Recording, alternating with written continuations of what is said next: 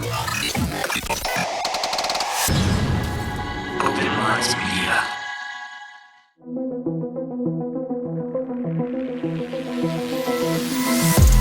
reality we live in can be a very strange place. Most of the time, fact being stranger than fiction. How will we ever start to understand this reality we live in unless we question everything? Join me and the guest as we unravel the mysteries of this reality, one topic at a time. This is Inquiries of Reality with Shayn Jones.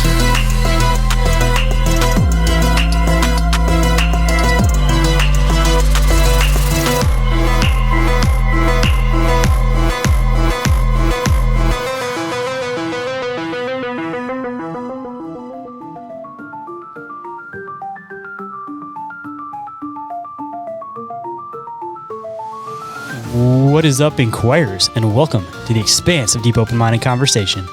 I'm the one they call Shayn, and today for you guys, I have one of my favorite people to have on the show just because of the way he does his research, how extensive it is, all the little tiny intricate details that he connects for this stuff.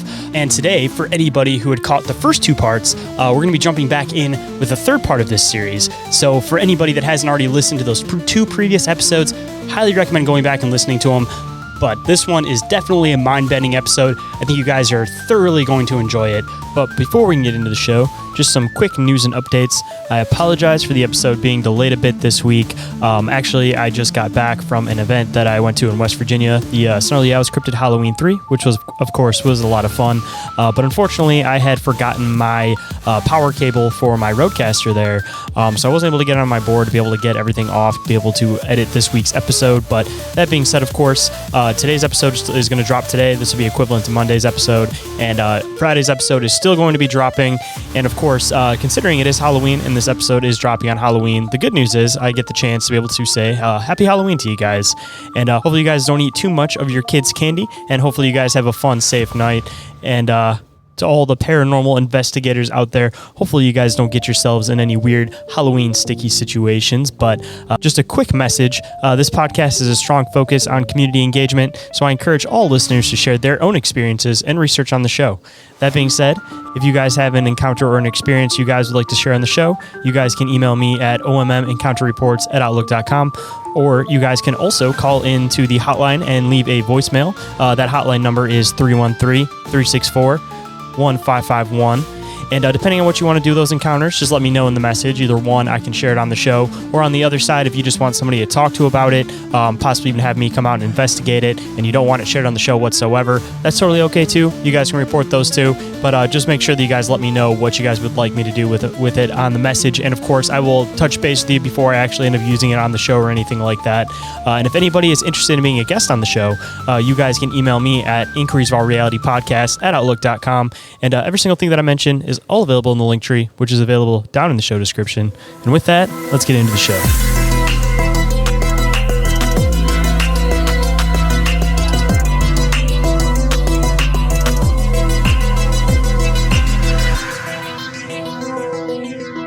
Please welcome back to the show for now the third time to continue this fascinating alternative history theory, if you want to even call it a theory, I don't know. But please welcome back to the show, Ari Asulin. Thanks. Glad to be back on. Sorry, having a cat attack there.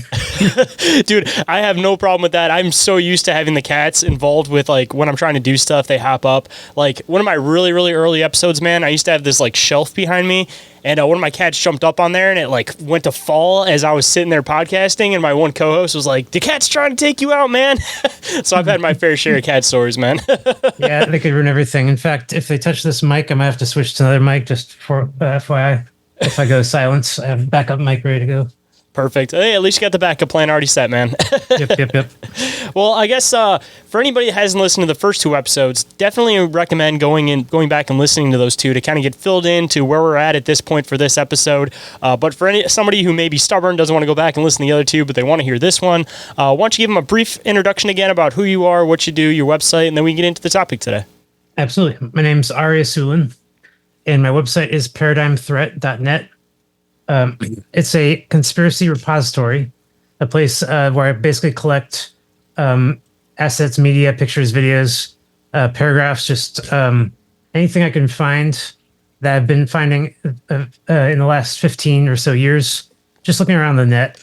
I started the project mainly because I noticed things were being just erased all over the place, censored and so forth. And so I felt like I needed a place to put things and host them for others so that they don't get totally lost. And it eventually became this this project. Well, the main project that I'm working on these days is my Earth history timeline, which is an alternate history timeline from the one that we're taught in school or even in church.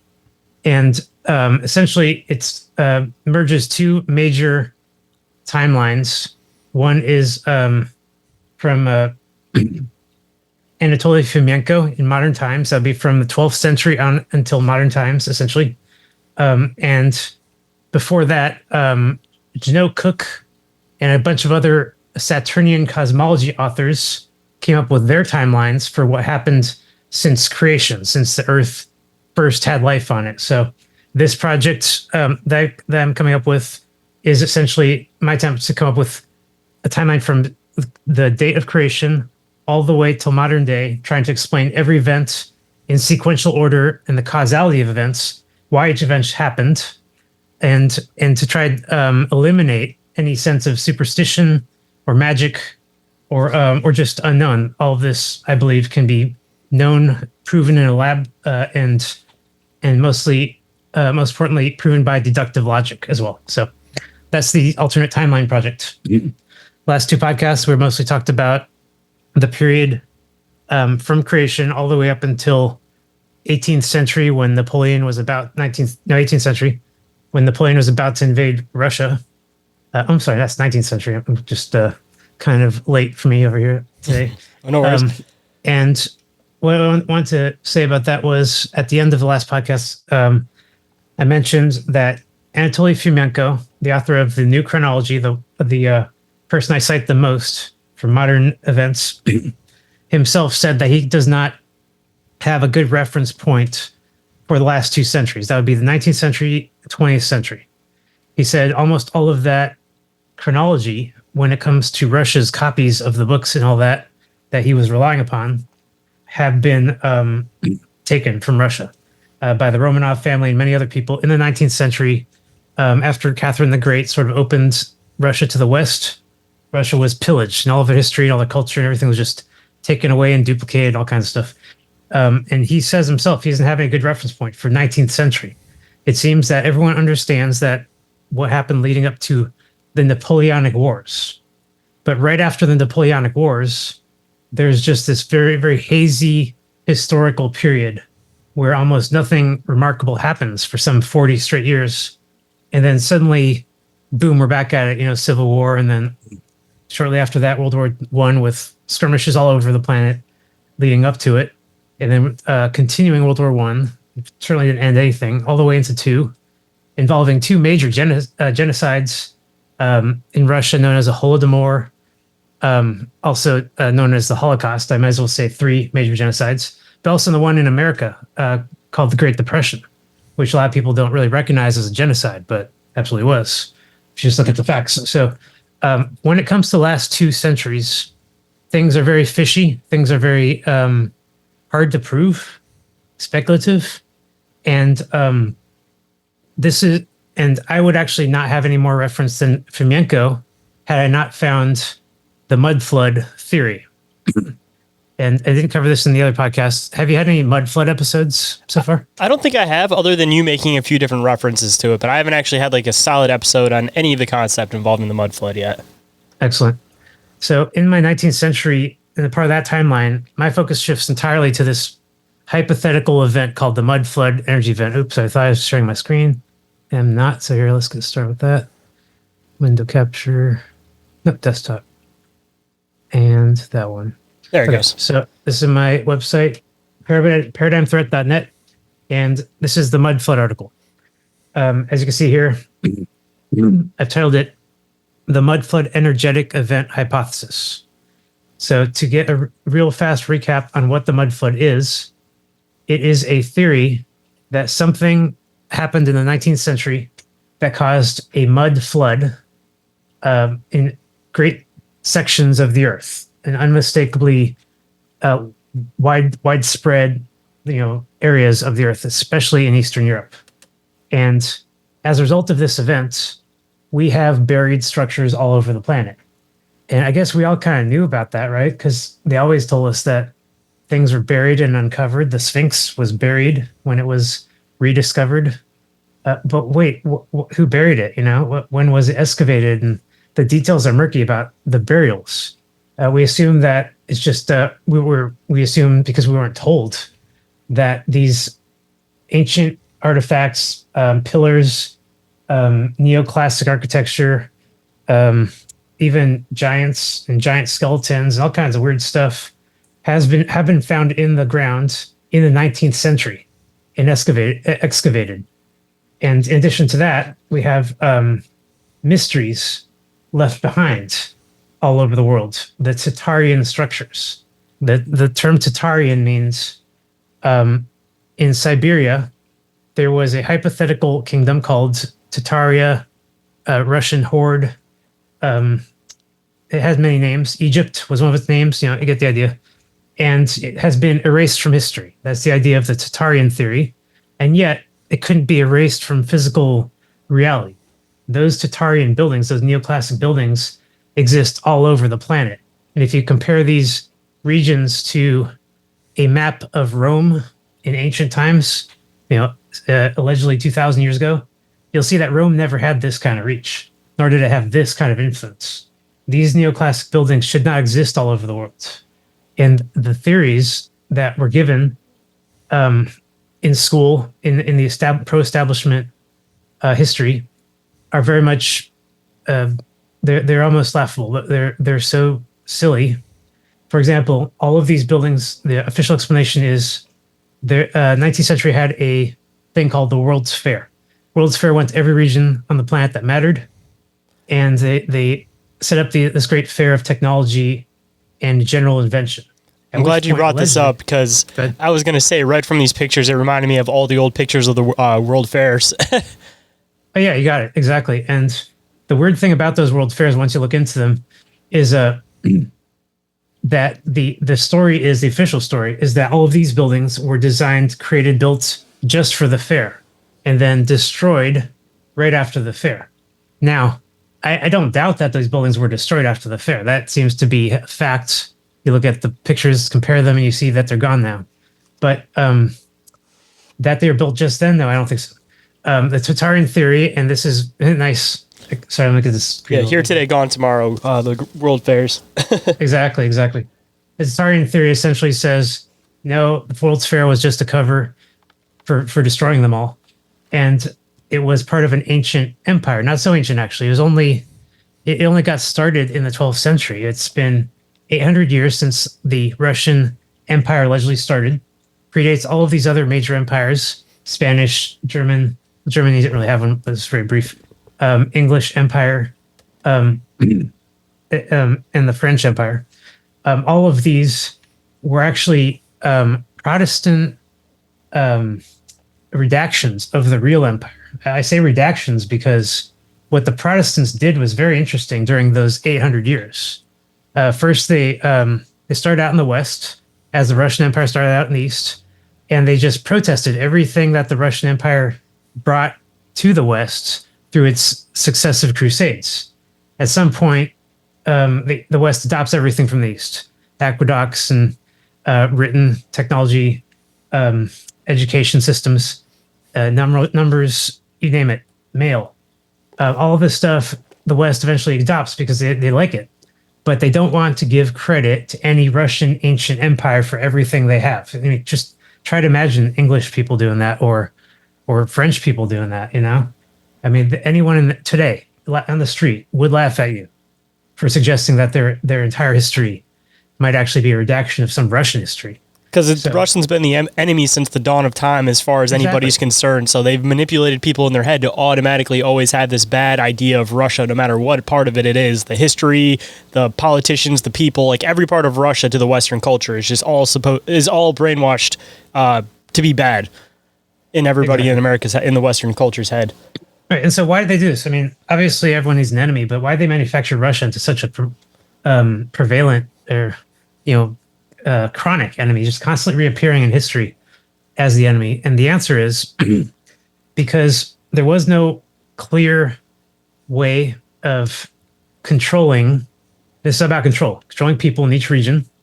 If those people eventually find out that your authority actually was tied to this other empire that disintegrated in 1775, according to Anatoly Fomenko and his Russian chronicles, this Russian empire finally fell in 1775, which means when I first heard that, I only heard that a few years ago. No one tells us this stuff in school. But if that's true, if it's true that the 1776 American Revolution occurred in a power vacuum of another empire, a world empire disintegrating, then that means the American Revolution is something entirely different from what we're taught. It's not a revolution at all. The revolution had already happened to break up the empire and free it from the Slavic, influence, and of course coining the term slave in that very moment. So we already had the revolution. So what was the American Revolution? It was an attempt to redact history. We will be right back after this brief commercial break. But just a quick reminder, if you guys want to stay up to date on the show, you guys can always go and follow Inquiries of Our Reality and Open Minds Media on Instagram, Facebook, Discord, YouTube, and TikTok. Now feel free to fast forward through these commercials so we can hop right back into the show. And we are back, so let's get back to it. So I'm going to get into how many times and how many ways they've been trying to redact history. And it seems like the 19th century was the biggest one. It was the one where the most stuff was erased. Most buildings were, dug up and destroyed. And the history that was mostly lost. The books were burnt and could not be found copies of them anymore. The only exception to this was the Kremlin. And leading up to the 1812 war, Napoleonic War, invasion of Russia, the Kremlin was literally the last place where the actual history was being maintained. The Protestants of the West were so clever in their attempts to protest. It went so far beyond protest. They relocated all of the locations of the empire. Palestine, Mecca, all those places used to be Moscow. Mosque, and they changed it so that Moscow is just some place now. It wasn't the second Jerusalem or any of that anymore. And by doing that, by relocating all of the ancient locations, that gave the Protestants such power. They could claim these regions. The most obvious one is Rome. The Romanov family in the 19th century took all those Russian artifacts, moved west, and invented the history of Rome, named after themselves, their own family. Why not? They were the ones in a position to do this. And from that moment, the Romanovs spent the last 2 centuries telling us to celebrate everything Roman. Just the most money in media has always been in Rome, even in modern day. I can point out it's gotten very abstract today, but just go back 20 years, 30 years, you'll see reenactments, Rome, Rome, Rome. You'll see it going back 2 centuries, and you'll see that in places like England, in France even, people made livings in the 18th century just going around reciting Shakespeare or reciting Roman plays. Shakespeare, for example, was not popular. Shakespeare was written in a tongue that was not known. It wasn't vulgar English. It was Latin English. And Shakespeare himself, had it really existed, allegedly coined half of the English language. I know I'm not perfectly accurate on that, but I mean, at least spelling wasn't even necessarily a thing until supposedly Shakespeare started writing stuff down. It was just, you could write it however you wanted to, as long as people could understand how to read it. And there wasn't actually like a legitimate, this is how you spell it, until supposedly after Shakespeare. Right. Got it. And you'll see some of these theories popping up these days. Shakespeare never existed, and the proof. And I agree. It's easy to prove. At some point, there was no reference point. Just like Columbus obviously never existed. And the proof is deductible, you can deduce it. For example, there's 8 different locations that claim the birthplace of Columbus. That can't be right. How many places claim the birthplace of Jesus? 2. We're fighting over 2 versions, East and West. In the East, it was Crimea. Surprise, surprise, we're all fighting with World War III over Crimea, right? In the West, they moved it to Palestine. Where's the death place of Jesus? In the West, it was also Palestine. In the West, his birthplace was Nazareth. Nazareth, the land of the czars. I mean, a big clue there. Yeah, Nazareth. Jesus was the first czar of Russia. But so his death place does have a second location too, and that's Japan. And you can go and look it up in Japan. You can find the Tomb of Christ, and they still maintain it today. There's a sign right in front of it. It says, I may have covered this in the last podcast. Sorry if I did. It said that he died there at the age of 109. So my point is that the West has been doing everything they can to erase the actual history from the East that they mostly stole, and so much of it has been left behind. The buried buildings, as they keep uncovering in almost every city on Earth, the buildings that we see today are built on older buildings that are underground. And it's not that they were just built on top of them. It's that these are the second or third stories of these buildings. And they just built, steps into them. They just continued life as necessary. So back to the whole theory, what is the mud flood? I came up with a dependence proofs and concepts, because this is basically a hypothesis. So I have to make my hypothesis is dependent on. I have to set up my proofs, which is supposed to predict things in the past and the future. And this hypothesis, I'm hoping, matches up perfectly with everything we've seen, everything we know, in very many different levels, not just in one general level like buried buildings. That's just one thing. So we'll skip ahead here. Anatoly's new chronology, like I said, it goes up to 19th century. I believe it's very, it makes a lot of sense because it shows the causality of events. It ends in the 19th century with all this warfare is about to happen in the Napoleonic Wars. So let's see.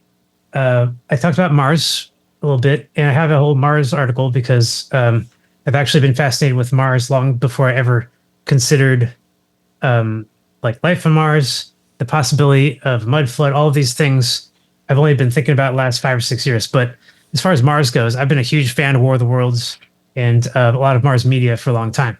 I've kind of come to believe that people are sort of weird when it comes to that media. I think I'm not weird. Like I read War of the Worlds, I love it, and I want to talk about it all the time. Other people are like, I don't want to talk about that stuff. It's just too, I guess it's a good thing that we're talking on Halloween, right? Because yes, this stuff is spooky. Yes, it's scary, but there's no reason to just deny it and dismiss it entirely out of hand. It's also part of our history. It's also like an alternative way of thinking just in general. Because I feel like it's one of those things you have to be aware of concepts in order to be able to strategically figure out how you would go about, solving a conflict. But if you completely try to pretend like it doesn't exist, then when it gets thrown into your doorstep, then you're not going to know how to deal with the problem. Like, it's subconscious programming, maybe beneficially from the controlling class's side, that they want people to be aware of this. They know how to react when things actually do hit the fan. Or on the other side of it, they're trying to make it look like fiction so that when it actually does hit, the majority of the population is going to go, this is fiction, and not know how to react to it. So I don't know whether the programming is to help or to not help, but either way, there is some kind of intentional ploy. Right, and you nailed it. That's called revelation of the method, and it's an MI6 term that's just a very effective. It's almost impossible for us to resist it. So when it comes to Mars, I guess one of the things I just always wanted there to be was a good War of the Worlds movie. It's the first science fiction book. It should have more credit. I mean, the first science fiction space book. It should have more credit than it deserves. It created the whole science fiction genre. It didn't exist in libraries before that book existed, which begs the question: why did people create that genre with this book, War of the Worlds? It's kind of weird, isn't it? I mean, it's almost like that's the moment where we decide what reality is from here on out. All this stuff's going to be fiction in the science fiction section, right? But like I said, I didn't actually bring this up in the last podcast. H.G. Wells, I find him to be very suspect. He had lawsuits against him. Those lawsuits basically said he plagiarized other people's work. When I heard this, I couldn't believe it. I couldn't believe that this man who has credit for basically creating science fiction genre may have stolen it from something else. Well, that something else in my mind could very much well have just been the truth. So if you read the book as many times as I have, you'll get the sense that it's so much more than just a cool alien story. It's totally full of detail, serious detail. I know this guy lived in England, but he's describing a time well before he existed. And he's also describing a time well into the future, in detail, as if it wasn't. I mean, obviously he could have been a guy that traveled a lot and had a lot of experience in fighting or in the army or something. But I don't think any of that could add up to the type of technological prowess that it would take to actually come up with some of the technology features in that book. The heat ray, never seen before, never seen again. And what I mean, never seen again is every single depiction of the heat ray we've seen in all the media we've ever seen has been wrong. It's visible. Star Wars and all those, you see a visible laser. We all know that's not possible. You can't see lasers in the light. So the heat ray has always been invisible, yet somehow everyone's getting it wrong. They're getting the light wrong. They're getting the gun wrong. And somehow H.G. Wells got it right. He said it's a saucer, a disc, a dish. It looks like a satellite dish, except satellite dish didn't exist back then. So he's describing a satellite dish before it existed, and that it's the perfect conductor for a capacitor for an immense heat that becomes so powerful that you can just literally turn the disc and that heat will direct itself like a laser in one direction. It's invisible, but it's not really a laser because you'll just stick to the nearest object and incinerate it. This kind of, like I said, technical prowess, describing plasma before anyone knew about plasma, could be another 80 years. Describing in several different parts of the book in several different ways, and coming up with a character who himself did not know what the plasma was and called it a weird lit smoke. I mean, just people called H.G. Wells a genius because he saw this stuff ahead of his time. I call him a fraud because all of this stuff was simply a story that he stole, just like his other stories. Say the time machine, just to give another example. Well, yeah, I mean, I don't believe in time machines. I certainly think there's a lot of issues with his moon story. So I don't travel to the moon or something. I don't really believe that this is going to be a consistent theory on all of his books. But I do believe that when it comes to War of the Worlds, this book, I don't think has suffered any redaction at all. It took me a long time to believe this myself because some of the aspects of the book are just insane. They're crazy. They're almost too silly or scary to imagine, like the Cthulhu monster, essentially. So what it took me a while to understand was that the only reason they're even letting us see this book, it's supposed to be suppressed, is because if they give us the revelation of the method, just like you said, they get us all fighting each other and talking about Halloween and stuff. It'll take us forever to finally accept that the story can be true. And that's exactly what I went through. So when did I finally come to this conclusion? Only last year, honestly. About 2 years ago, I realized that even the creatures described in War of the Worlds, those weird squid brain creatures, which seem totally fiction-y, themselves have many reference points in our media.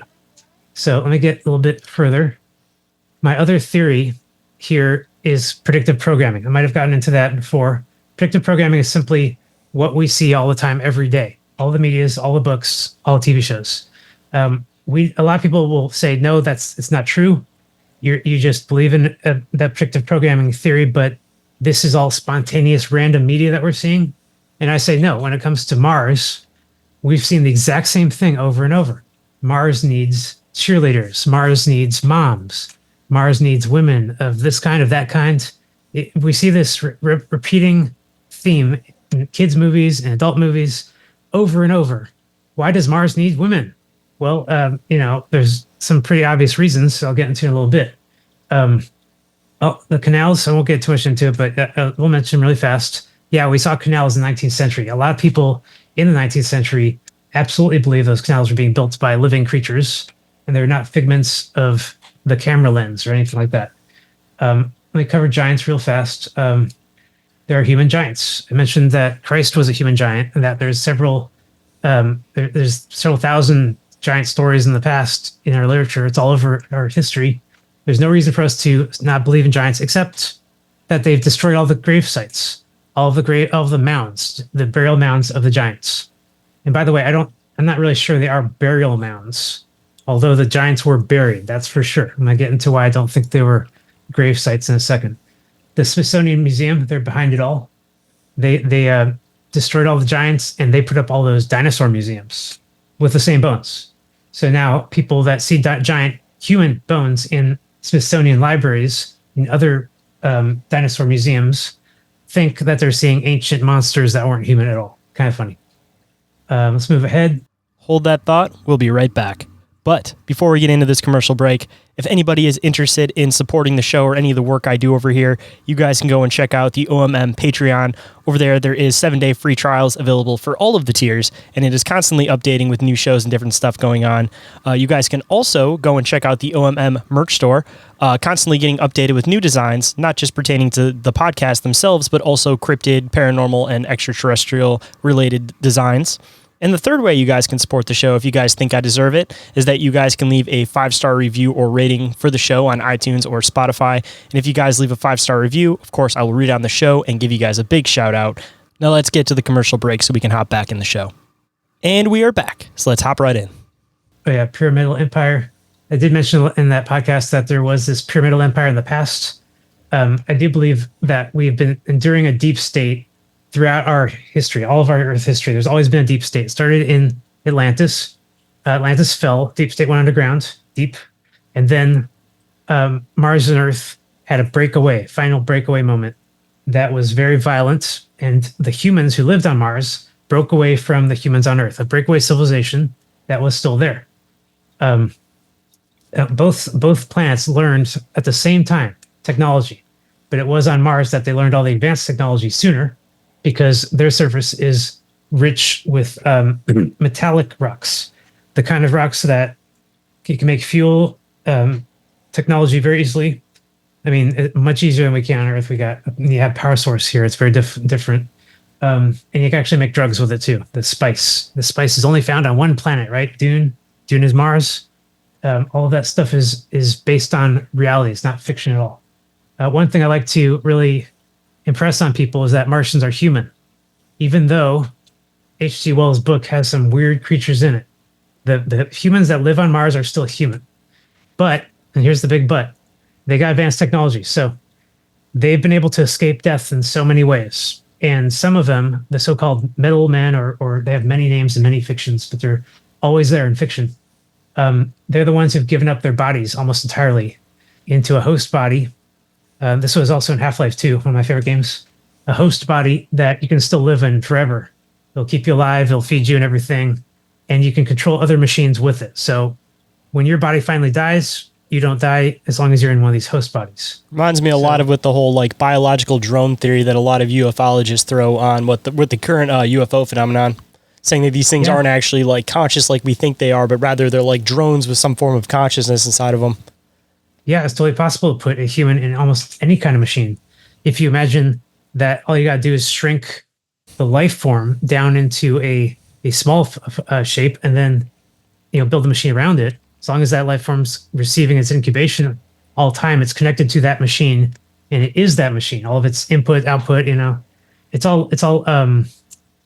They like to tell us that the brain controls our body. Technically, it's just the electrical impulses going through our body, not the brain.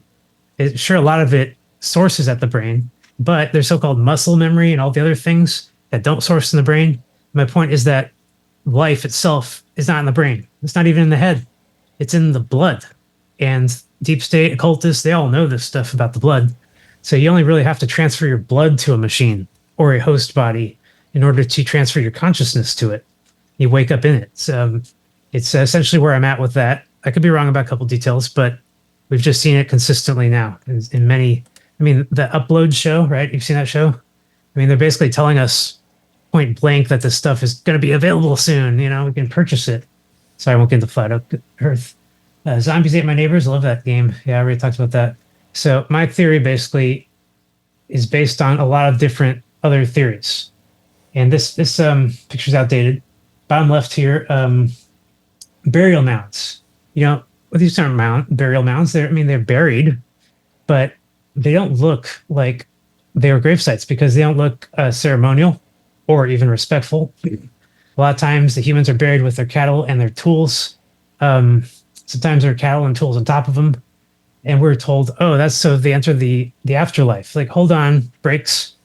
The Native Americans didn't believe in the same kind of afterlife as the Egyptians. All right. So when the Egyptians did all that kind of weird stuff in Egypt, in the pyramids, not the pyramids, actually in the tombs near the pyramids, that was different from Mesoamerican culture.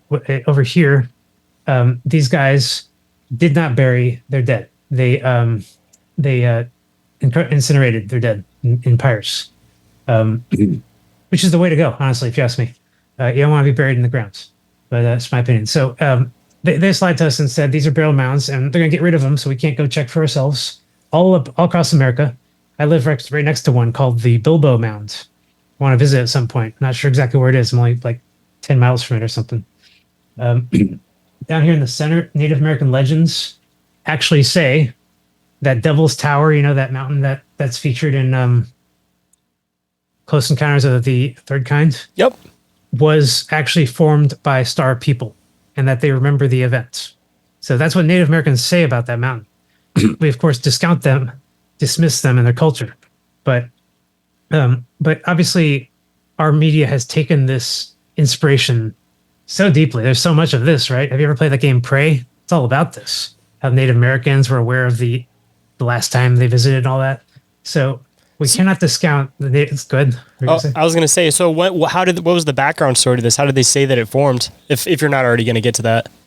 Yeah, I'm sorry, I don't know all the details, but they did say that the star people did something and they created the tower all at once. Boom! It was just created. It was fused into place. And if you look closely at it, the Devil's Tower has a very unique outer structure. It is not at all what you see normally in a mountain, not to mention the big weird mesa at the top. And it looks like at the bottom there's some sort of like bushiness almost. So some of the ancient alternate history people like to say these are tree stumps. That's very clever, but just wrong again. I mean, it's deductibly wrong. Tree stumps usually are from fallen trees on their side, or they're uprooted entirely. They're not just cut there. They're like, oh, those are from ancient giants with axes. Okay, that's really cute. I'm sure those giants took those logs and built something somewhere with them, right? We don't have to go in that direction because we already know exactly how mountains like that form. They're formed by lightning scarring. Which can be can be reproduced in the. Sorry, I'm getting back to that picture. Can be reproduced in the laboratory to create these exact dendritic shapes. Dendritic means dendrils. I forget the definition of it exactly, but what I say, what can be reproduced in the lab can be reproduced or can be referenced as a point of reference for how these mountains were created. Not just that weird one, but all the mountains we see today. Also, the Electric Universe people say this, and the Sapphire Project people say this. They're the ones who did all those lab tests, and I definitely recommend checking out the Sapphire Project to see how they prove all this. We have something that they did bring up in one of their docs called secondary discharge, and that's something they believe caused all of the mountain scarring that we see in the west coast of America, and a little bit in West Coast Canada, a little bit in West Coast South America, mostly in North America. And like I'm from Arizona, so I've been to Sedona a lot, and Utah, and yeah, those areas look really weird. I can show you some pics, like melted deserts, like all the rocks are kind of goopy looking. No explanations. No one has any explanations for it. They like to say, ancient oceans and deposits of this or that and stuff. But the Electric Universe people really do make it clear that this is electric scarring that happened all at once. And they say this is secondary discharge because, they call this down to a science. Secondary means a negative discharge. Why? Because our surface of the Earth is negatively charged. I might be getting this wrong. I'm totally dyslexic on these freaking things. You probably want to just reference the Sapphire Project or Electric Universe people directly because Wal Thornhill, he's an expert at this stuff and he really gets it right. But my point is, I referenced their theory that this discharge occurred in such a way it just arced over the surface of these locations. And they say it happened in ancient times, but not so ancient. They say, a few thousand years ago. And I say, well, if it could have happened that recently, then it could have happened in modern times too. All we're missing is the cause. When I say cause, it could be any cause, not just the theories I have, but other causes. The Tunguska event, 1912, I think. Yep, or 1912, I believe. Yeah. 1912. They don't know what caused that. They say it may be an exploding asteroid. But if that's the case, then we'd be worried about exploding asteroids, Not in the movies, we don't see that. We see asteroids colliding with the Earth, and we say that's what destroyed the dinosaurs. Why don't they say that an exploding asteroid in space potentially killed the dinosaurs? If that's something they believe happened in Russia, but they don't talk about this correctly. I say they, I mean the pro-establishment, geologists, any kind of Earth historians who cling to a uniformitarian theory that everything we're seeing could have only happened over billions of years. And when it comes to events that recent and that significant, destroying entire forests and regions, you have to wonder why they don't add it to the list of things we're supposed to be worried about. So I say, yes, these things could have absolutely happened in recent times. And the fact that we're not looking for them is most suspicious. Almost points directly to the possibility that they know and they don't want to tell us. So let's move ahead. One of my favorite predictive programming moments, The Simpsons Treehouse of Horror 7, they actually show aliens coming to Earth, supplanting our election, forcing us to vote between two aliens in disguise, taking over Earth, enslaving Earth, and forcing us to build a giant laser to shoot at another planet. I mean, I thought that The Simpsons were geniuses when I was younger because of this stuff. I mean, what depth to their tiny little jokes they have. They almost come up with entire movie plots, and they do a good job half the time. But what I've come to realize, and again, I cite many other authors who describe this stuff in great detail. Predictive programming, the advent of predictive programming, the fact that it has existed throughout our lives and throughout the last couple centuries even, must be accounted for. If they're showing us stuff like this, it's possibly predictive programming. And if it is, then wow, look at what it's suggesting. The predictive programming suggests that this stuff could have happened in Earth's history, much like Scientology says it did. Those guys say the exact same thing, that it was aliens. Xenu recently destroyed Earth. They say it was recent. They say that we're enslaved and we still are today. So, I mean, how many times have we heard the same story, but in the guise of fiction? There's the Easter Island heads, big mystery, right? Buried, but some of them are like slanted, almost like they were frozen in an avalanche of molten Earth material that cooled. That's my guess. I can't imagine how anything like that could have happened otherwise. Napoleonic War. Let me get into that now. I need to, for the basis of my theory, I need to go a little bit beyond the hypothetical science fiction, because that's almost always the response I get from people who review my theory. They always say, "Oh, it's the science fiction guy." I'm like, "Okay, great. Thanks for your opinion." Yeah. Quick side tier, actually, speaking of like science fiction and stuff. Yeah. So you're talking about the predictive programming, and obviously Simpsons is one that seems to be on people's minds a lot, that it seems to predict all these political events, all of these different things. Right. So just out of curiosity, from the information you've put together, where do you kind of believe that these people get this information from? Do you think that they're involved in the deep state and getting this stuff passed down to them? Because I know a lot of people like to throw the theory that they're like somehow able to see into the future and they get a little bit more woo-woo with it, but I feel like it's a lot more literal and it's a matter of like controlling a narrative. But like, where's kind of your perspective on that? Well, I'll shift to the election really fast. The weirdest thing happens, but they predicted that this would happen with Trump and Kamala. Now, they didn't say Kamala, but in the episode where Lisa Simpson becomes president, she takes over from Trump, and she inherits a massive debt because he spent too much money and all kinds of jokes. She's wearing a suit, and specifically these blue pearl necklace that everyone has pointed out Kamala Harris has been wearing. Now, maybe Kamala knew to do this, but it's uncanny how they basically are presenting us with a Lisa Simpson here, but not just Lisa. They've tried to make Kamala popular in the weirdest ways all over the place. That Upload show, I think it showed Kamala and Whitney. No, I forget, some other popular lady as a dual potential ticket for president back in like 2018 when that show came out. Just enticing people in these weird ways when they don't know anything about her. Another example is the character in Marvel called Kamala, which is created in 2013. So I think around then, that's pretty much when they decided that this person, Kamala, is going to be that girl that they're planning to run as the first female president, the perfect, the perfect candidate. Because you got to imagine Kamala Harris as Lisa Simpson. You got to imagine what they had in mind at this point in the future. And it seems so uncanny that they can predict the future, but not if this is all their plan. This seems to be everything that we're seeing today seems to be very much their plan. So if they know their plan, then they can show us elements of their plan to get us ready for it. And that's where predictive programming is so powerful. If you show people predictions of the future that really don't add up, then people will do everything. They'll fall over themselves to become compromised to it, to become flush and ready for it to happen. The people who know what you're doing will claim that you're up to it. Conspiracy, they'll use that word. That word is so banned ever since the JFK hoax.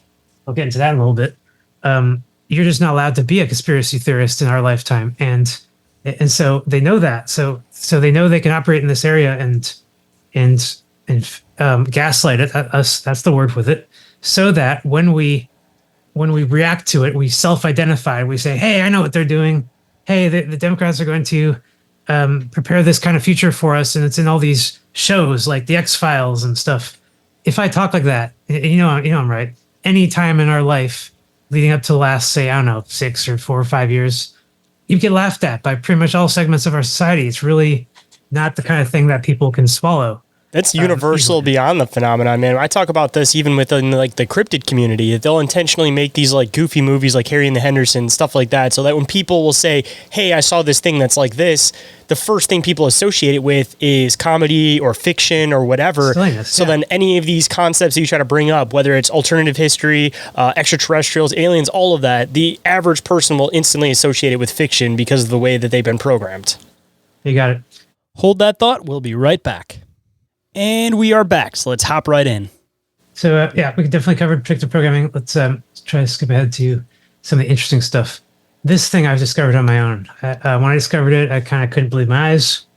But tell me if I'm wrong here, because I know this stuff is just out there, but the Grand Canyon has 2 crisscrosses on it. And I didn't even know this about the Grand Canyon until I finally saw an aerial photo of the whole thing on Google Earth. And then I found out, and I can't even find this reference anymore, back about 5 years ago, I found out that it was actually illegal to take aerial photos above the Grand Canyon. Really? Until something like the 90s. Now, I might just be totally faking myself out here. Maybe somebody can look this up and find out, but I'm curious what the mainstream reason would be why they would tell you that would be illegal. Like, I'm curious what the excuse would be. I don't want to be wrong on that, and it definitely isn't what I predicate my theory on here. It's about these crisscrosses. Now, you can just tell me how on earth a crisscross could possibly occur if water caused the canyons. Following me? Yeah, because it would have to be moving in one direction. It'd be a continuous flow. How would you have 2 water paths crisscrossing across each other? It doesn't make any sense. So I think I pretty much found an issue here with the Grand Canyon. The Grand Canyon could not have been carved by water. It's impossible because there's no way for these 2 areas. One of them would have been pushed, even if it was 2 conjoining rivers and they would have met up at one point. It all would have chose to go in one direction together. Exactly, and what I would expect is to see one go here, and then the other one a little bit further up or down go there. And that's where they connect to it. But these are perfect crisscrosses. You can tell just by looking above. But so my point is that because of this unexplained theory, I threw it on a Reddit thread. I was trying to get people to answer it, and they mostly laughed at me, but they said they really couldn't explain it either. And so I say, if you look at everything that's happening with this mud flood situation, you have to start to wonder. Here, I might play a quick video while I'm talking. You really have to start to wonder if here's the Thunderbolts project. This is Andy Hall, and he basically explains all of these regions were lightning carved in the past. He's very good at coming up with his theories, his proofs, and like I said, they showed it in the lab as well. But I'm saying with the mud flood, with the 19th century, you have to wonder, is this something that they wanted to happen? And by them, I mean the deep state that caused it. First of all, I definitely believe that it was a deep state event. I don't believe that this could have possibly occurred by some natural phenomenon, and then humankind completely forgets about it and ignores it and doesn't teach it to its children. That is not in my realm of possibilities. Period. What is possible is that they caused this to happen, but they left behind evidence, and that means that they did not want it to happen like this. So secondary crisscross scarring, that was probably not intended. The primary scarring probably was intended. So what primary scarring are we talking about? We got a lot of testimony of the sky falling, of weird situations, even in the 19th century, 18th century, the sky turning red, blood rain. Like, that's my favorite one, the blood rain. Jesus Christ. It's Kentucky meat shower. I'm not sure if that connects, but that was in the early or late 1800s, 1890 something, if I'm not mistaken. God, it sounds like Dust Bowl stuff. Oh, here, blood rain. This article says the blood rain phenomenon must be investigated. We have no idea what's causing it. All this stuff's available on my website if you guys want to review it more in detail. Oh yeah, the map of America changed. I got a book from Anatoly Fomenko titled "Something's Wrong with 18th Century Maps." They're all different between 18th and 19th century. They all change. Of course, there's some old maps that show the exact Earth as it is today. I'm not talking about that. I'm talking about the ones that changed, like the Spanish ones. And this one here, the Spanish map, was the first exploration from Europeans of America. Somehow they got California wrong. They made it into an island, but not just wrong. They created a lot of different little tiny islands in between. They listed the ports on both sides. They listed rivers on both sides, as if there really was a sea between California and the rest of North America. So again, nobody has any explanation for any of this officially, except for that the Spanish had gotten it wrong, that they were just wrong. I believe that there's some things that they did get wrong for sure, like Antarctic. They certainly could not map it correctly because they never set foot on it because they're too afraid, because the natives kept lighting fires every time they approached, and they kept they called it the land of fire. Boy, the flat earthers love that, but it's really just a metaphor. It just means that the Spanish couldn't land because they're just like the forest would catch on fire every time they tried. The natives knew everything about those Spanish slavers. They didn't want them on their continents. But when it comes to America, this whole land was conquered by the Spanish, by the French, and the Russians at one point too. And they all knew about California, and they all mapped it as an island. And it's not an island today. We have some weird stuff in California. We got the redwoods, biggest trees on Earth, really. Those things are ridiculous if nobody's ever seen like a size proportion of them. Like, you look like an ant standing next to these things. Or honestly, a pretty good comparison. A standard sized tree with a squirrel standing next to it is about the size of a human next to a redwood. Right. There's a 10-story building, and there's a sequoia. Oh yeah, you described it well. And okay, redwood, yeah, very big. But weird because they all exist in that one area, and in that area it used to be called Holywood or Hollywood. Now only that one town's called Hollywood, but it used to be the whole forest. Why would they call that whole region Hollywood? Well, it seems to me that the ancient giant trees survived in that region, and that might be enough for people in that region to say those trees are holy. They survived apocalyptic cataclysm when all the other trees on Earth pretty much got wiped out. Where do I think that? Well, if you look around, you won't see many trees beyond 200 years old. They pretty much all seem to have reset around 200 years ago. And the ones that are older than that are, I don't know, speculative, like this bush in the middle of the desert that they claim to be really old. I don't know. My point is that there's something weird with the trees. It's way too many pine trees, and they're all too uniform. There should be a lot more variation. It should look more like the forests in the Hobbit books or something. But our world has been lightning scarred, and California has been merged into the main continent. It must have been a tremendous amount of energy to cause it. But then, hey, look, we got this picture up here from the Electric Universe people, which showed that whole region getting attacked by a secondary secondary negative discharge. Now, this discharge, they're mapping it to the map we know today. They don't make assumptions about ancient Spanish maps because they're not historians. But I'm a hobbyist historian, and I'm saying, look at this other map. If this region was hit, then California was hit. And if it was, and the trees survived, and it was merged, then that was an electromagnetic effect. Instead of being destroyed like all the other regions by a tremendous energy discharge, California was incubated by the energy passing through it, around it, not through it, but around it, through the sea in between the lands. And as that energy passed between the sea between California and America, that area became so hot and low pressure that those continents merged. That's my theory. And that's where the fault line is that rather than it being Right. separate, it actually was something that came together, and everybody's looking at that crack like it's splitting, but it was actually a matter of it pulling together to create that crack. You got it. You nailed it. And we keep hearing about the fault line in LA as if it's going to open up one day or even create a volcano like that 90s movie. I love that movie. But oh yeah, they also say or fall into the ocean like in 2012 movie. But you're right. The opposite. It's not going to separate. It was separate in the past. And the only reason they shove this into our minds is because they never, ever want us to consider these other possibilities. If I go to people in LA and say, hey, this is what really happened, you guys don't have to be worried about earthquakes anymore. They'll say, oh, yeah, right. Tell me that in the next big one. So what are causing these earthquakes? Well, if they are recent fault lines, they could be natural fault lines that are still active today. Or, in my opinion, earthquakes are man-made, just like hurricanes are man-made. Just like a lot of stuff that we're witnessing in our lifetime really should have been solved by now with the advent of modern technology. And instead of solving stuff, it seems to me, 19th and 20th century, all technology was used for the purposes of control.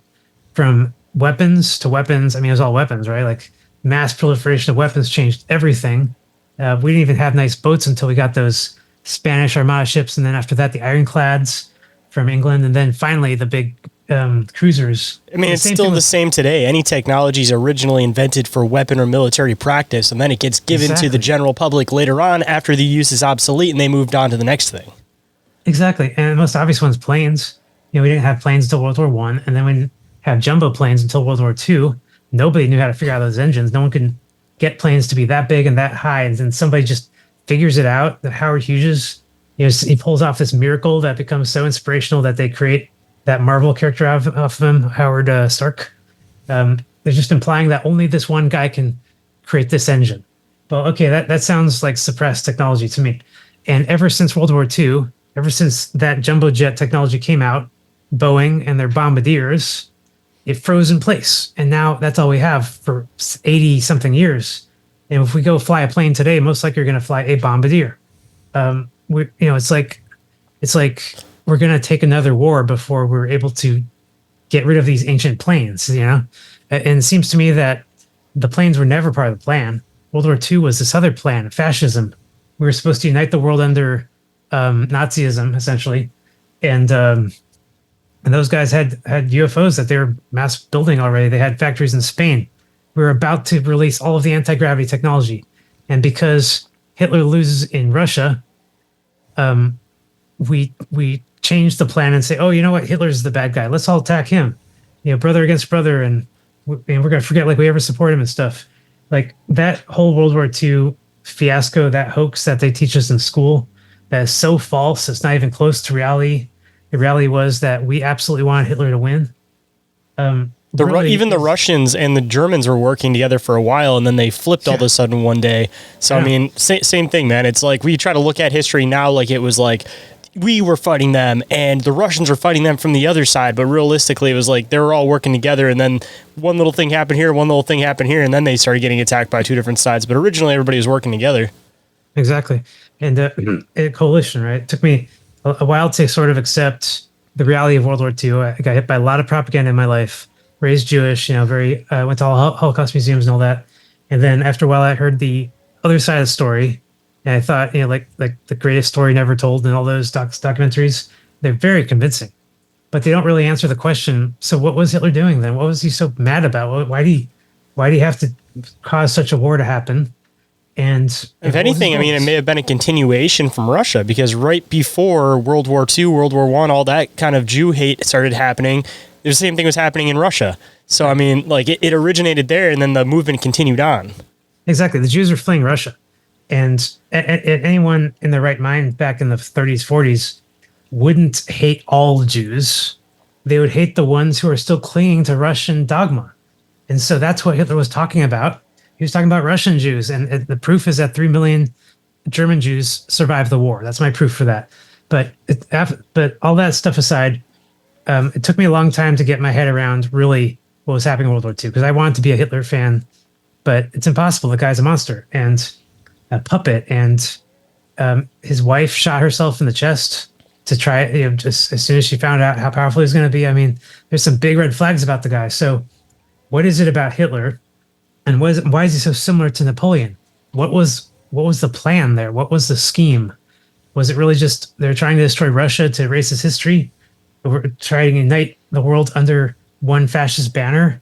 Is that what we're doing right now? Because it seems like we're totally at our most fascist moment in our lifetime right now, or at least we were. Is the intention that they have one guy that is the face, takes over everything, and then once everything's all taken over, then he gets overthrown, and then they put the real person that they want in power?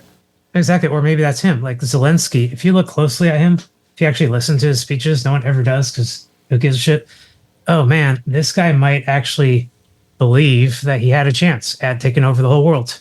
I know that he's just a puppet. I know he was an actor, belly dancer, and all that crap, and they just chose him for this, but that's not my point. My point is, could they pull it off? And did they tell Hitler the same thing? Did they tell Napoleon the same thing? I mean, what did they tell Napoleon? They told him, "You are the holy emperor of all of Eurasia." In contrast to the emperor in Russia, we're discarding him and we're declaring you the emperor, and you got the church behind you. And the French Revolution just happened. Everyone hates the church, and yet Napoleon is bringing everyone back into the church's control. It's like, obviously the French Revolution was a failure. The people could not get rid of the powers that were oppressing them at all, and those powers definitely won out at the end of the day under Napoleon. They took all that power and they attacked Russia with it.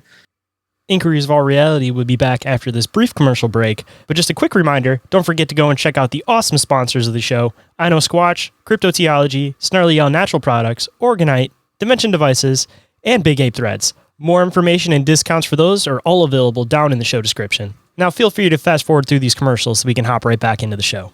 And we are back, so let's get back to it.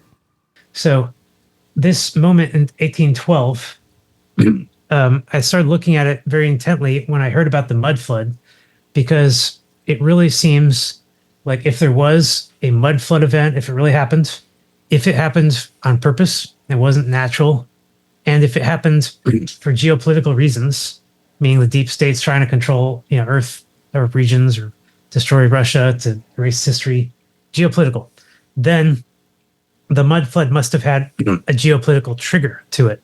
It could not just be that, oh, the Martians have their laser ready. Yay, it's ready, turn it on. Okay, let's fire it, It's like, what are you going to fire at? Who are you firing at? What are you going to tell the people that you've destroyed that happened? I mean, aren't they going to figure it out? Aren't they going to never, ever forgive you for this? So obviously building a laser isn't the point here. The point is, how do you create the geopolitical chessboard where actually firing a laser could possibly win you the chessboard? It seems to me that it's impossible. You start firing that laser, everyone's going to see it, you do it, and they're all going to coalesce around resistance to you.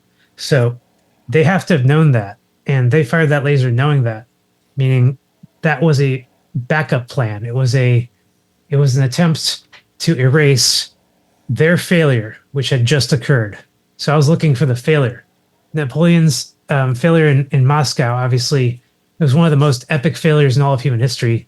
Probably the most epic. I don't think anything comes close, honestly. Those French were not prepared for that invasion. They came, they lost a lot of people just on the way. And then the Russians did the smartest thing ever, the saddest thing ever, too. Their whole history is like this.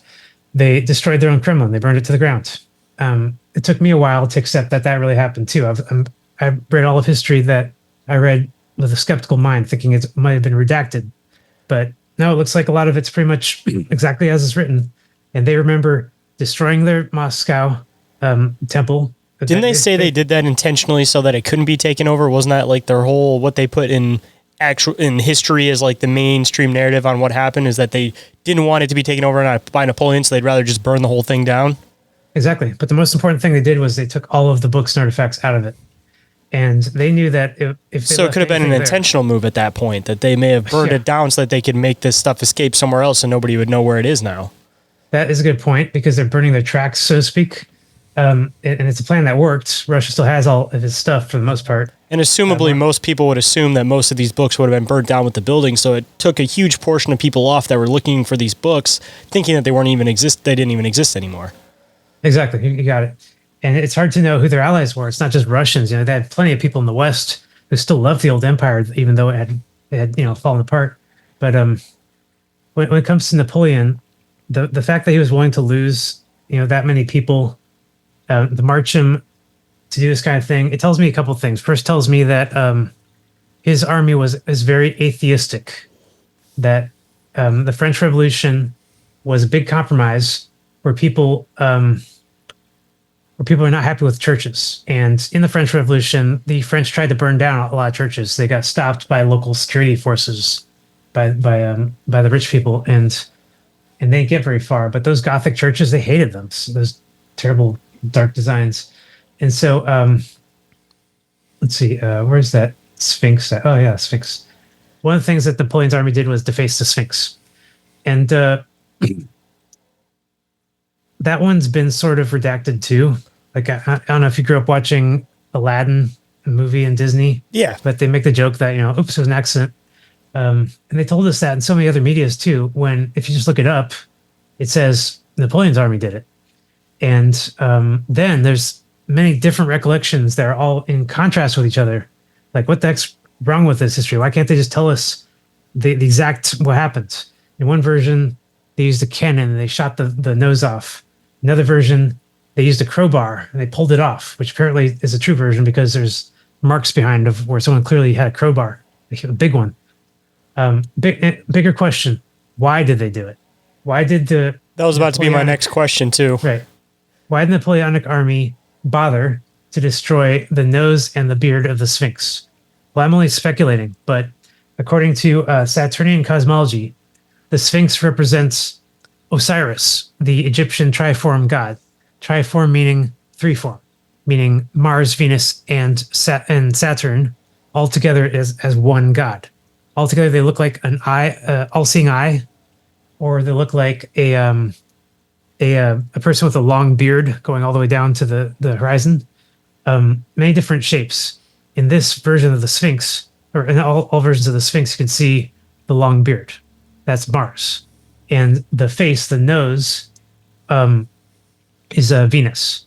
So you got the head itself is Saturn, and the beard is Venus. The nose is Venus, and the beard is Mars, stretching down to the Earth. This is an old Egyptian symbol for sure. But what is the Sphinx, and when was it created? We hear all kinds of weird crap about that one. I constantly hear see new articles about how it's, 10,000 years old. Come on, no, it's not. It's probably a lot more modern than we think. It's probably 16th century. It's my guess. I think the Jesuits built it. They did it on purpose to tell the Egyptians, "Hey, your god is back. Osiris is back. Triform God is present, and we, the priests, the Jesuits, represent him, and we're in charge of you guys." By the way, so.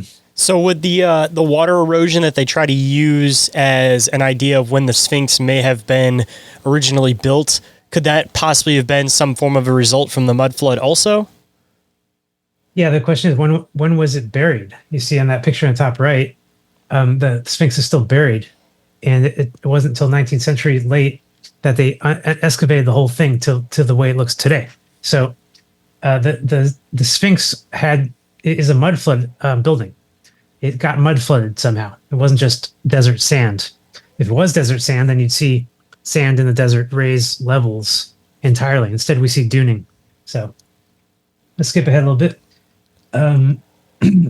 So yeah, I was looking for the event, the reason for the trigger of the mud flood event. And if a giant laser was used, here's how I believe it would have been used. Essentially, this is the world aligning in 1812. You got France and Spain there in red, and you got all of Russia in blue. And you got all of France and Russia's allies all over the world. This was a world war. 1812 was, and they should have been called World War One, but they don't. So some of us like to call it World War Zero. And as it did involve the entire world, sorry, I believe that this is the map, the target map of the attack that happened in the mud flood. All of the regions that were supporting that ancient Russian Empire were targeted. The biggest, most obvious region was Siberia. Siberia is just gone. If you look at it today, it's a wasteland. Sub-zero temperatures, weird holes in the ground exploding randomly, and fire coming out. It's weird. It's apocalyptic still to this day. And it looks like a region that was lightning scarred, zapped, and completely rot and destroyed. The old Tatarian maps show cities and civilizations in Siberia. So just to clarify, where Tartaria supposedly is where modern day Siberia is now. Just to clarify. Exactly. And that term Siberia, Saber, there's something war about that region. Something war happens. Another example, Pacific Ocean. There's something pacifying that happened in the Pacific Ocean. I couldn't find a reason why that word Pacific has the word pacifying in it, but it seems to me that in that mud flood event, this entire region was pacified. And that includes the Southeast Asian region, which was a heavy pirate area at the time. Just totally wiped out. China, obviously, just wiped out into this desert. The Great Wall of China, I don't believe that's necessarily a real human structure. I think that was something that was recently lightning scarred in the 19th century. And then they built upon it with Chinese slaves to essentially fake Chinese history from the 19th century Shin dynasty all the way back into ancient dynasty, and give them a false religion with really crappy stories like Journey to the West, and where they don't even understand the story. They think it's about like a Monkey King or something, when it's clearly that it's about the sun. The character's name's Sun, and Journey to the West is what the sun does every day. These things are obvious, but Chinese won't. They don't really want to talk about it because they're taught this one very religious version of it by the Jesuits. They did that on purpose. So I say the Jesuits wouldn't have had the ability to influence all these regions so heavily by simply having all their missions in the 16th through 18th century. Those missions weren't enough to get the kind of influence they have today. If you look at South America, all of it's Latin and Catholic. Like, where did all those Catholics come from? The Spanish, those Spanish hated the church. When they got there, they basically married in to the locals, gave up all their families back home, and lived in paradise. That was every Spanish story was like that. So how is it that this entire region becomes fully Catholic and all of those Aztecs and Mayans get totally wiped out? The stories they give us, the explanations they give us, do not add up. But a mud flood explanation does add up. And essentially the theory is that regardless of what the cause was, life on Earth was wiped out up to about 75%. And that's all life. That's humans, animals, fish. Because most of the regions were hit by either the scarring and became uninhabitable. They became reset cities. Tracks were built on them. And the reset cities were filled with orphan trains. You can read all about those. It's not just that. It was also the sky was covered in darkness due to the secondary discharge, picking up so much mud up into the atmosphere and just sort of dumping it all over the earth and keeping it in the atmosphere. For a long time, the sun wasn't seen there. And a lot of children grew up in these ancient Tatarian buildings, in these uninhabitable cities, fed by trains and supplies, but unable to go outside most of their lives, up until about the 1860s, when, I'm sorry, 1850s, about when all of that cleared away finally. We had about 40 years of darkness there, just like in the Bible. The Exodus story has 40 years of wandering the desert from Egypt. That whole thing was created in the 19th century. The Exodus original version of the story didn't have wandering the desert, didn't have Moses. So a lot of these things were added in 19th century. That's not in doubt. But did they add in the 40 years in the desert? Yeah, I think that was added in to the Old Testament because it happened in the 19th century. And all of those people in the 19th century going to churches, they didn't go to church because somebody would yell at them if they didn't. They went there because they thought that this was God's will. that what we saw happen was not a space laser or anything like that, but it had destroyed the blasphemy, the blasphemous people, the ancient wicked kingdom, the fallen kingdom of Russia, and all of its allies, like the Native Americans who would not submit to religion, all of those wicked, sinful races and so forth. The ones that survived, their skin was scarred red, just like the Mormons said. And for a long time, Native Americans were called Redskins because their skins carried the redness from the lightning scarring, from the mud flood, for generations before it finally went away. I mean, these things are these things really add up once you add in the mud flood, but without it, we really can't explain the world we're in today. Let me get back to the church real fast. When it comes to the church of the 19th century, people were reading the Old Testament and the New Testament too. Very redacted books, very compromised. A lot of the good stuff was removed. And they're mostly reading stuff that was added, like Romans, totally new stuff, saying, if you want to get into heaven, you have to pray to the priests and say that Jesus is your savior. And this stuff, Jesus, they're just redacting their old God names, their old savior names into a new compromised, hybridized religion, Christianity, Judaism, Islam, Buddhism. They've all been hit by this, even Buddhism. And my point is that when they're in church, 19th century, leading up to 20th, reading about like the Exodus, some of the people in the church sitting there might have actually been in those events. And when they're reading them, the events, if you read the hymns, they make a lot of sense. It's like, thank you, Lord, for leading us out of the darkness and leading us through the desert, during the 40 years of darkness and leading us from Egypt. Where is Egypt? Well, Egypt was the name of the Russian kingdom. Egypt, the kingdom. So we're not talking about, some place in the Middle East. We're talking about, most of the planet was Egypt before the 19th century. And most of the planet had reset cities and all that stuff, had populations that needed to be saved. Like I said, 75% of the populations are wiped out. That extra 25% was only kept alive because somebody kept them alive. The Martians who caused this, like I said, they're humans, and they can come here with technology that can't set foot on Earth. They can't stand our diseases or our temperatures, but their ships can come, and it was mostly autonomous stuff.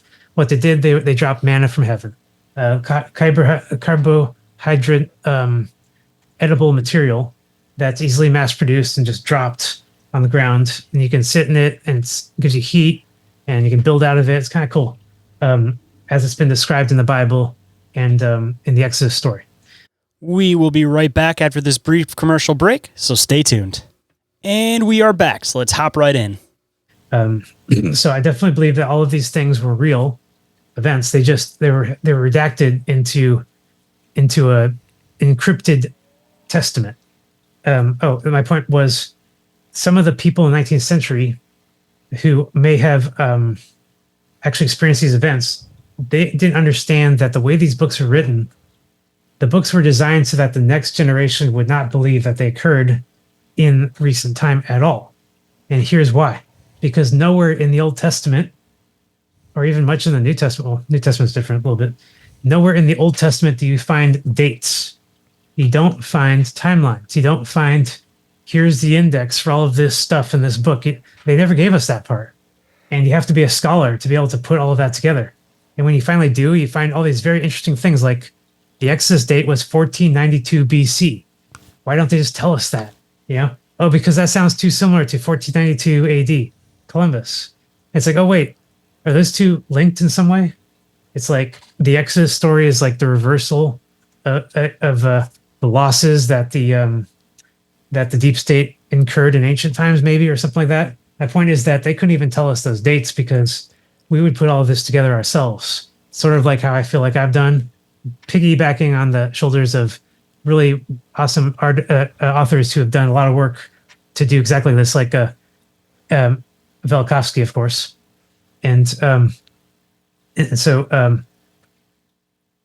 the books were written deceptively so that the generation that experienced the events would die off and never know that the next 10, 20 generations to come to this date would be reading these these events as ancient.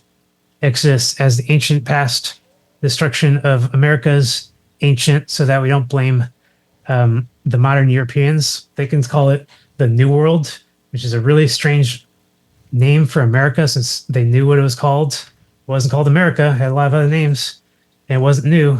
We have a lot of new places like New Zealand. Like where did they get the idea that it was new? They already obviously had people living there, Aborigines. It's because it's new to the white culture establishment of it's new. We just discovered it, even though it's something that's been existing forever. There's people that have been there, but it's not discovered until the European culture discovers it and starts writing it into the history books. That's what we assumed. We assume that history is all abstract and kind of loosely coupled like that. But actually, the explanation is much more simple. When the 19th century wagons started moving west, they discovered a completely new land. America was new and uninhabited. There was no Native Americans except for the ones that were surviving the mud flood, and they were not doing well. All of their giants were wiped out. All that's left over was the smaller ones, like our size, and most of the resources were gone. They were starting to beg the Westerners for supplies. It was terrible, and eventually they and also most of the surviving Native Americans were the mercenaries, where almost all of the other ones were removed in the Trail of Tears. What's Trail of Tears? We're told that that's just this mass movement of Native Americans from one location in the east to a location that's further west. No big deal. I say no, all the way to India. The Trail of Tears went all the way to India. It's really obvious that that's what happened. If you look at India, India shouldn't be there. It makes no historic sense. The Indians and their native languages they don't have anything to do with Asian language, Cyrillic. Their accents are different. Their looks are different from Asians. They look exactly like Native Americans. And the name India, for the longest time, up till 19th century, meant the far lands. The Spanish called Antarctica India. They called any land that had Indians in it India, because Indians meant inhabited lands that the Westerners haven't been able to access. So my point is that when the 19th century, when the British decided to finally partition India, I don't think that was even until 20th century or something. I might get that wrong. But when they decided to partition India in 1949, they basically invented the entire history of India right then and there, and Pakistan.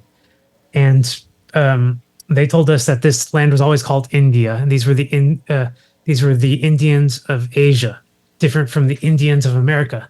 Then the Indians of America became a taboo word.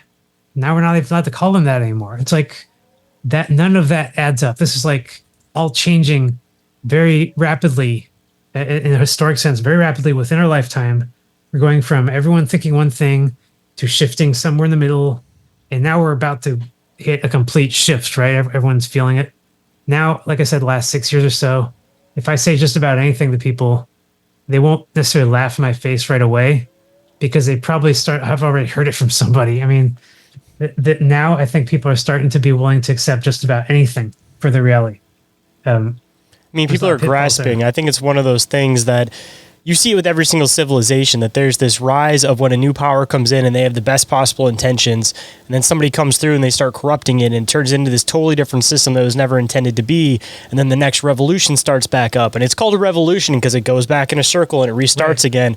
And I feel like we're in that pivot point where now we're starting to realize everything's going bad. Everybody's starting to wake up. It may not be our generation, but within the next few generations, I think there's going to be another revolution again. And then a new government system is going to form, and then it's going to keep going back and forth through these cycles. It's going to start off with good intention, start being manipulated by the people in power, and then it'll come back to the revolution again. Totally. And one last point I'm just going to say about the mud flood. I believe that represented a reset, and the reset is significant. It's a moment in our history when the deep state attempts to reset us. It's not something that we can do to it. It's almost invulnerable to almost anything that we could ever attempt, and it will probably be there for the rest of our existence, human existence. But when it comes to resets, it seems like they need the resets to happen every time they are about to lose control. And they're always about to lose control. They could barely keep their own people in their own ranks in line long enough to maintain their mass world's domination schemes. Things are falling apart all the time in the deep state, and they basically barely got the train on the tracks. So when it comes to resets, it seems like they needed the reset, they planned the reset, and that's what we're seeing right now. We're seeing a reset, not one where the system crashes on its own. That wasn't supposed to happen. Instead, we got people trying to crash the system, all levels of the system on purpose, not just our supplies, but also our warfare. They're trying to get into our heads and make us believe in the craziest stuff and yell at each other on the streets. They're trying to break up our culture and cause civil war. They're trying to really crash the system as we know it. And the only reason for anyone to do that is because it gives them control out of the chaos that follows. Order out of the chaos has always been their policy.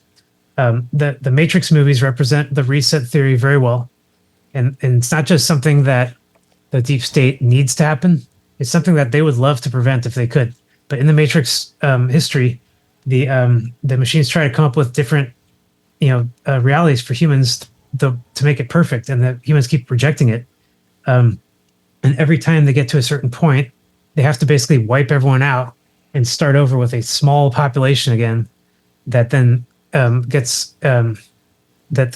goes through the whole revolution, as you just said, until it needs another reset. And then we find out that in the movies, we're in the sixth iteration. Like this, they've already tried this 6 times. It's when the people realize that the system's corrupt. That's when they have to restart it again. So it'll roll along. They'll get away with everything. They'll manipulate the people. But as soon as people start waking up, then it's like, boom, restart. Where's the deep state? This is some good guy that's trying to do the best for you. Little do you know, he's already a member of the deep state. And once he gets in charge, starts forgetting parts of the history. And then as soon as you get a couple generations in, boom, it's full control again. Restarted. Yep. So the interesting thing about this movie is the way it ends. Machines are out of ideas. There's not going to be any more resets. If it crashes again, the humans are going to be free, but they're gonna also lose out. They're gonna go through some major catastrophe. So that's basically where we're at. I think we're just like at the very end of the 3rd movie. I never watched the 4th one. I'm not going to, but it's just like that where the resets are no longer possible. They've tried to trigger a reset. It's over and over. The bad guys have, and the good guys are just like standing back and being like, whatever. They don't really have many ways to counter it. There was a counter plan. I do believe that a lot of the deep state plans were thwarted, but it's not because some genius came up with some, scheme to do it. It's because the deep state had screwed up so badly for so long, was so sloppy. Like I said, they could barely keep their own ranks in line. They could barely cover up their evidence. They could barely keep our minds away from what we need to be seeing to wake up from it. And now everyone's talking about the Great Awakening, and even the deep state sees that coming. So they try to hijack the woke movement. I'm just seeing the same history just repeat, dude. This is literally just another start of another revolution. The only difference is they change the names so that most people don't catch on to what the concept is. It's just a repeating cycle, man. Gotcha. One quote I like from Terminator 2, when they realized that they changed the future, they said, Sarah says, future isn't set. It's actually something John says. I forget. I haven't seen the movies in a long time. But in the monologue, she says, we're in uncharted territory. That's it. That's exactly it. The deep state's plans, whatever they are, even if they're about to reset into another revolution, have been laid in ruins, and they're gonna have to be patient, start over, really accumulate all their stuff again. And us, the people, we're about to be just totally woke and open-minded, and it's up to us now, and we're not going to know what to do with this responsibility. So I say uncharted territory is exactly where we're at. Nobody knows the future anymore. It's completely not set. Nobody can predict it from here on out. That's what I say. Ain't that the truth, man? That's kind of how I feel like it is now, because it's like they've had this control movement back and forth, but what happens when the other side starts becoming aware of the fact that there's this control happening? Then it's like you end up on this standstill where nothing can be reset because the other side is purposely doing stuff like this and grabbing onto every piece of history they can so that it can't be reset again. Bingo. The fruit eventually eats itself. And I think that's what we're seeing. Exactly. I agree. Hold tight, guys. This is the last break, so stay tuned. And we are back, so let's hop right in. man, I love having you come on and explain all of this stuff, man. I feel like you're probably still going to have a lot more at some point in the future. You said this is probably it for as far as this stuff goes, man, but any excuse to have you come back on and talk about this stuff, man, you're always welcome on the show. I love hearing all of the deep dive research you do. You're very, very precise about the way you do your research, about how you present your theories and everything. And honestly, man, it's fantastic what you're able to put together and how you're able to prove everything step by step, man. I love how you do your research, man, and I'm looking forward to the next time we get to talk about it. Really appreciate it. Me too. I love that. And before we start wrapping up again, man, we got to do the usual thing that we do at the end of the show. Words of wisdom from the guest to the listener. So if there's any words of wisdom you could bestow on them today, hopefully it's not too hard being the third time you've done this now. What might that word of wisdom be? I would say they, deep state establishment, whoever, have done everything they can to make us feel like we are the ones that caused this on ourselves.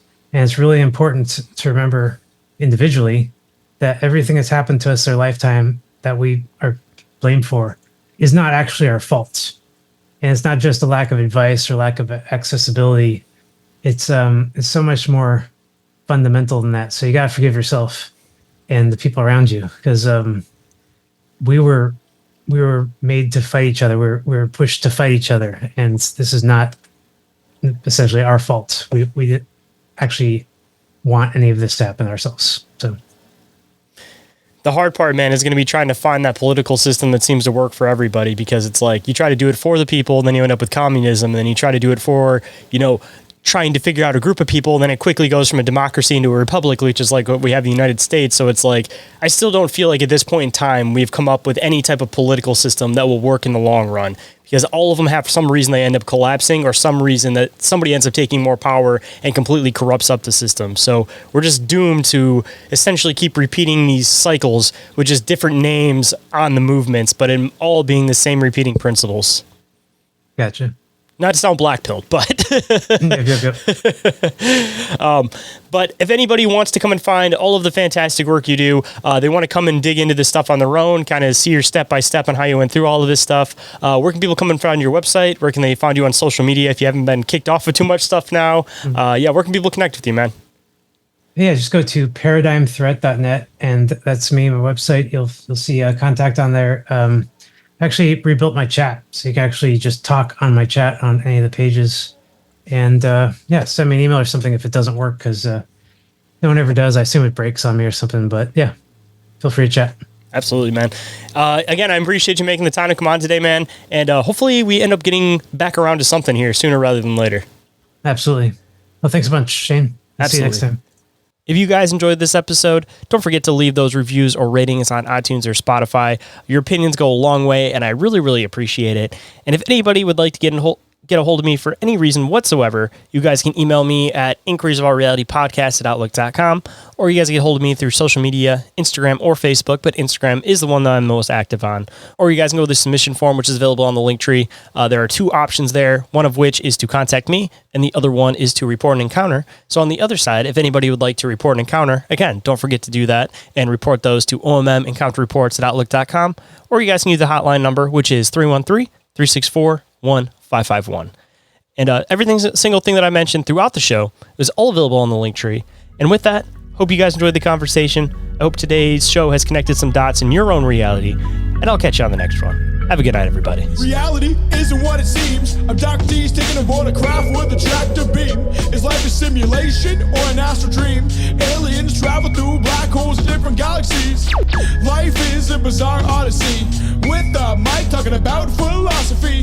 Well, Bigfoot is stalking campers as a Wendigo walks through the woods of sharpened antlers, using a Ouija board to talk to the dead like a necromancer. There's so many questions and not enough answers.